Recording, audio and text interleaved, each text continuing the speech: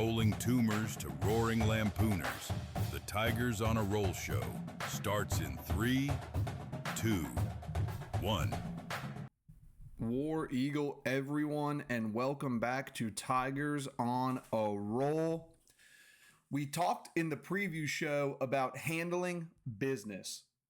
We talked about not playing down to the competition. Well, Pearl's squad didn't just handle business, they completely dismantled Jackson State. Final score, Auburn 112, Jackson State 66.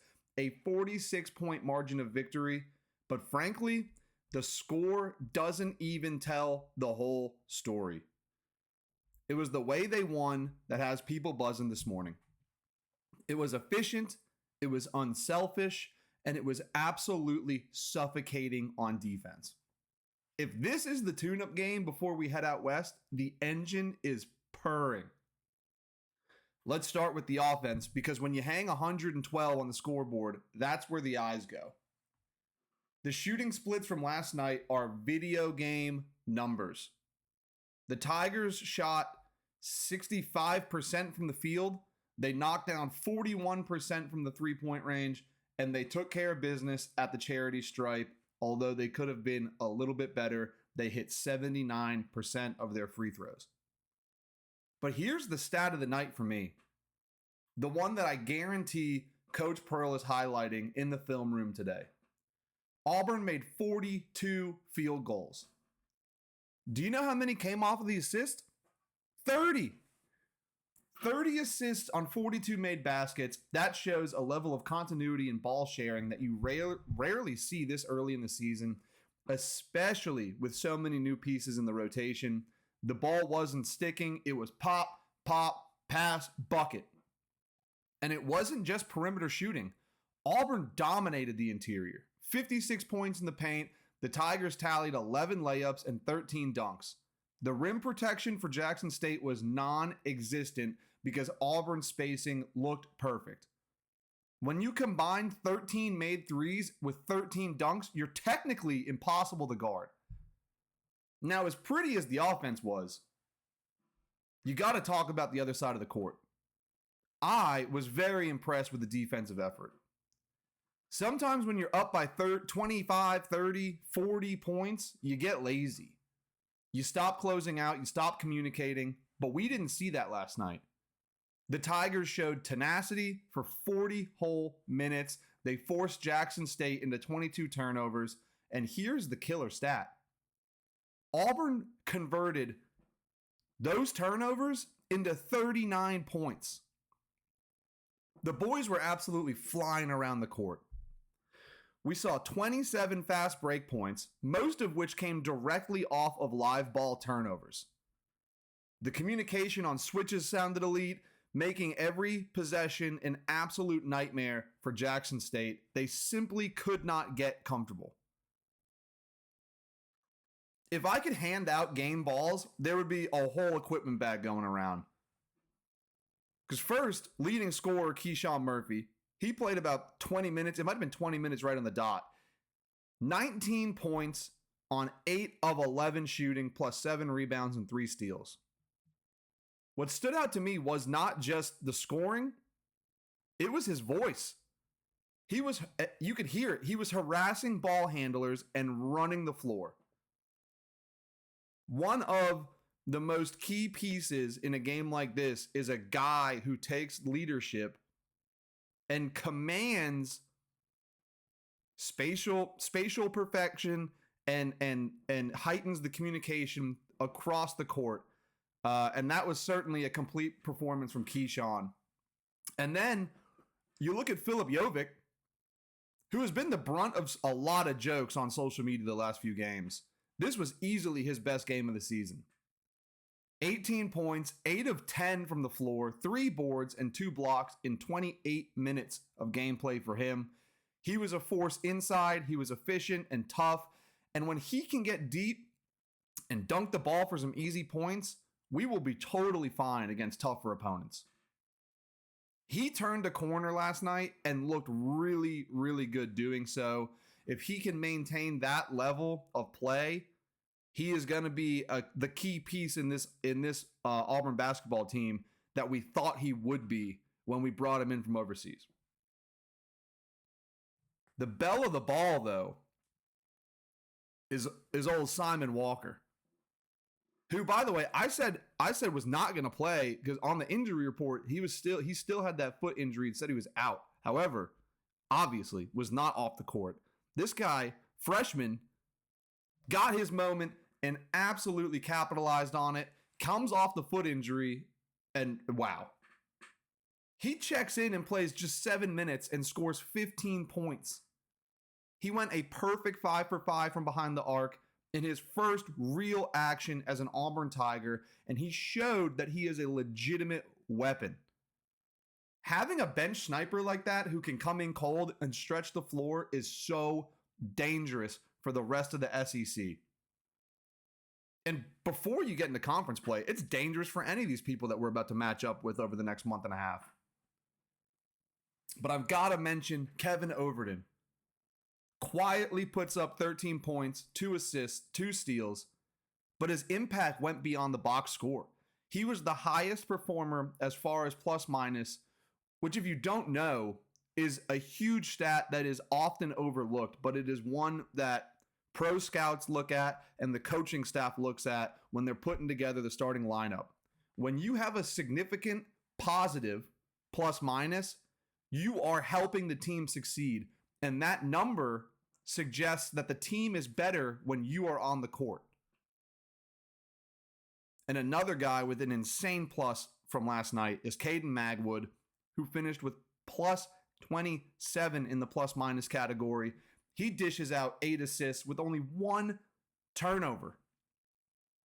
And then you had Jovic and Murphy and Sway all finishing, I think with all of them finished with 28 in the plus column there. But the guy with the highest plus last night was Kevin Overton. 29 in the plus minus, plus 29. When he was on the floor, good things happened for Auburn. It suggests that spacing was better, defense was tighter, we were able to score more efficiently. And when you do that, the score separates and gets you to a 46 point margin of victory. The Auburn Tigers are rolling. And the chemistry looks, at least last night against an inferior opponent, the chemistry looks higher than any other game this season. And it came at a perfect time because the team is packing bags and they're about to head out west to Las Vegas. The competition level is about to jump up when they go out to Vegas.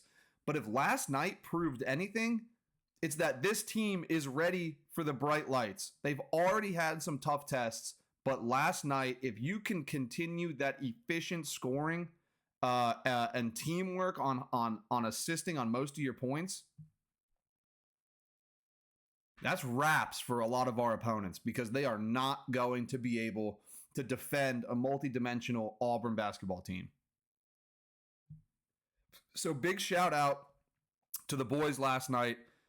And an apology, honestly, to Jackson State because Jackson State simply did not look like they belonged on the same hardwood as the Auburn Tigers in Neville Arena. And I know that they covered it at one point on the broadcast. I mean, Jackson State has got to play in these games because they're paydays for them and it keeps the program running. And I think that they had 5 road games to start the season, all against really, really quality basketball teams. But I am going to apologize to them on behalf of Auburn athletics and Auburn fans because I would personally have absolutely hated to have been in a position on national television to just be getting dog walked like that. But that goes to show the power of the Auburn basketball team. I mean, if they can maintain that high flying offense, tight defense, and being able to get deep in the rotation and get points out of those guys. Oh, things are looking up again. I know that we dropped a close one against Houston, number 1 ranked Houston at the time.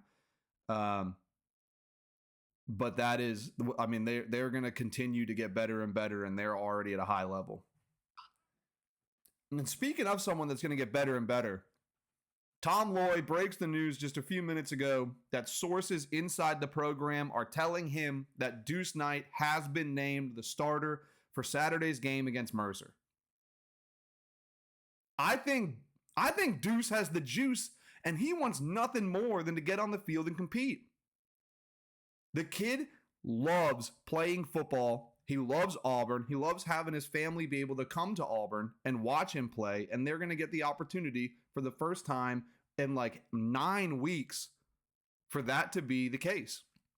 And I am incredibly excited to see what Deuce brings to this team under this new look with the Knicks offense.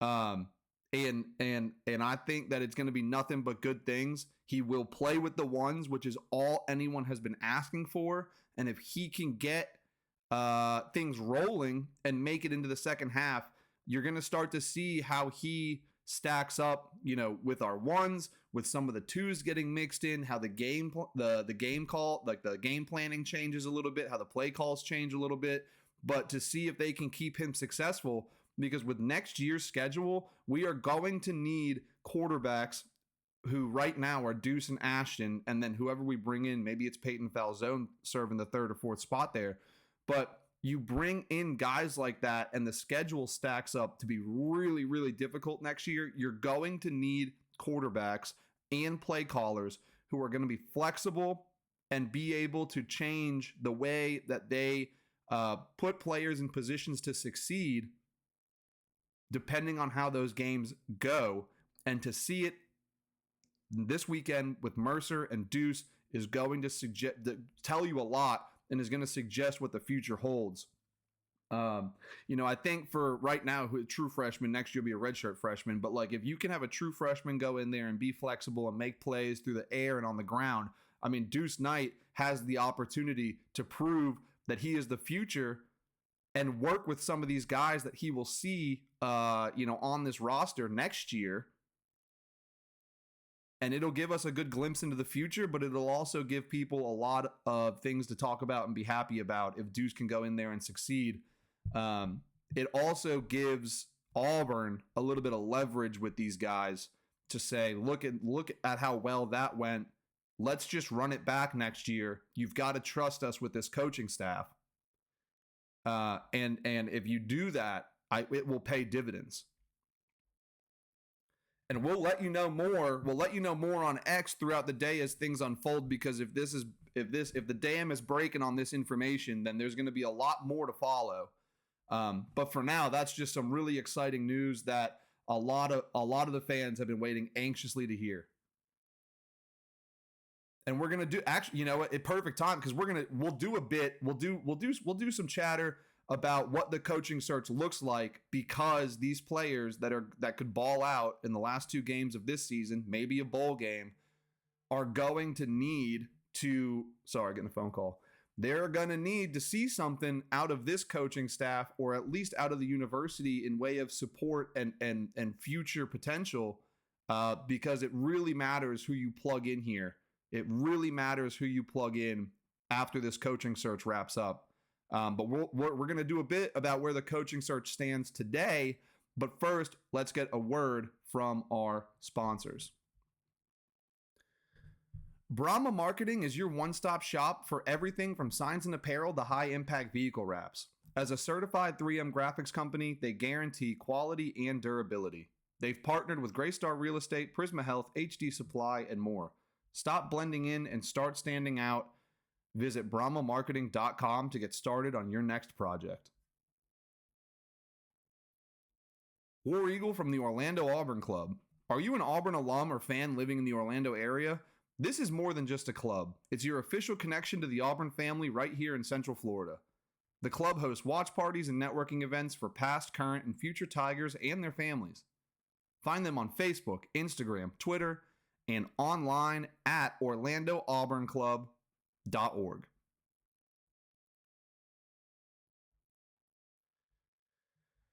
All right, give me 1 second here. First off, cross a big name off your list. James Franklin is off the board. A lot of Auburn fans wanted him as a commodity that has shown success at a top tier in Power 4 football. The former Penn State coach has been hired by Virginia Tech, and a lot of people thought that he might be a fit for the Plains, but he's heading to Blacksburg, so the door is shut on that one. You can knock him off your hot boards. Speaking of hot boards, talk about a name that's heating up.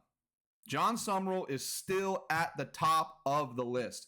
If you've been following flight trackers or tied into the rumor mill, things got a little weird yesterday. There were reports from reputable sources that the Tulane head coach was scheduled to meet with Florida officials. Then almost as quickly as the news broke, that meeting was canceled. Allegedly. But what does that mean? Well, where there's smoke, there's fire, usually. Speculation is rampant that Sumrall might be locking in on Auburn. Or perhaps he's playing hardball with all these schools, including the one he's at right now. But with Florida pivoting, the path from New Orleans to Auburn looks a lot clearer for Sumrall today than it did maybe 48 hours ago. And speaking of Florida and the path to Gainesville or Baton Rouge, we cannot ignore the absolute chaos that is happening elsewhere. Mainly in Oxford. Lane Kiffin is the center of the coaching search universe, and he has been in years past, and he is this week. Reports confirm that his family and potentially him, at least in their trip to Baton Rouge, were spotted in Baton Rouge and Gainesville. The Lane train to Auburn had derailed probably 3 years ago.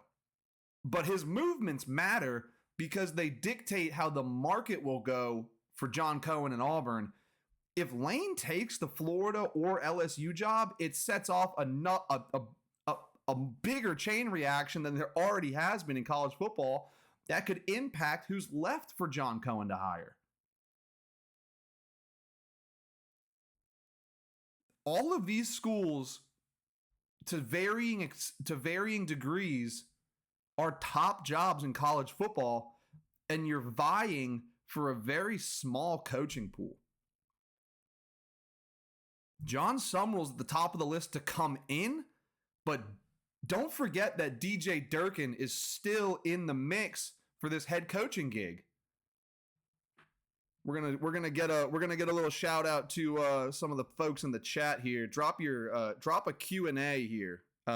If you're in the chat, I see your messages, but I'm gonna get through the rest of these notes on the coaching search, and then we'll do a little bit, see if we can't answer some of your questions with the some insider information that we may have.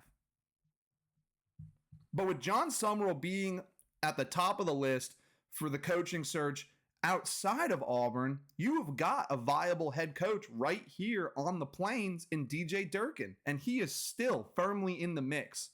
So if that chain reaction blows up in John Cohen's face, I legitimately believe that you have a very serious and viable candidate in Durkin who you can rest on to lead this team over at least the next year or two. Because Durkin has got this Auburn football team playing hard. And if he can pull off a miracle in the Iron Bowl, he might force the administration's hand to hire him to lead this program. And the bottom line is that John Cohen said he wants a coach with edge. And guess what? With Franklin out and Kiffin shopping other schools in the SEC, all eyes are squarely on John Sumrall, who has been related back to Pat Dye in the way that he runs a football program, and DJ Durkin, who is known for his meticulous attention to detail and the way that these kids respond to him and the structure and the intensity that he brings to the Auburn football program while he's been here as the DC. We expect a formal announcement within the next day or two about Deuce Knight against Mercer. And we're expecting a formal announcement on the coaching search front probably by the Monday after the Iron Bowl. So buckle up. It is going to be a wild 2 weeks for Auburn football. And if you are a fair weather fan, I highly doubt you picked Auburn to bandwagon. But if you are a fair weather fan, it is time to tune back in, because this team can potentially go on a winning streak, go to a bowl game for the first time in 3 years, and go secure a coach that could potentially be the missing piece that we have needed over the last couple years to bring Auburn back to glory. Auburn will never, ever, ever lose its status as, I don't want to say a blue blood program, but it is. National championship winning team with coaches that have gone down in history, Hall of Fame players, Hall of Fame coaches, Heisman, national brand. Everyone recognizes the AU. The Auburn family is global. All we need is one coach that can put a couple missing pieces together, and they will be back in that conversation. And potentially as soon as next year, the national champion, the CFP conversation, and the Heisman, the conversation about the Heisman, if Deuce Knight is really who we think he is. Before we get to some Q&As, we're going to stick around for a minute, but do not forget to like, share, and subscribe to the channel on YouTube, and follow us on X to keep the conversation going. Your views, your likes are great for the channel, and they help all other Auburn fans find me. The more the merrier over here at Tigers on a Roll. I appreciate everyone for watching. Until next time, War Damn Eagle, and we'll see you.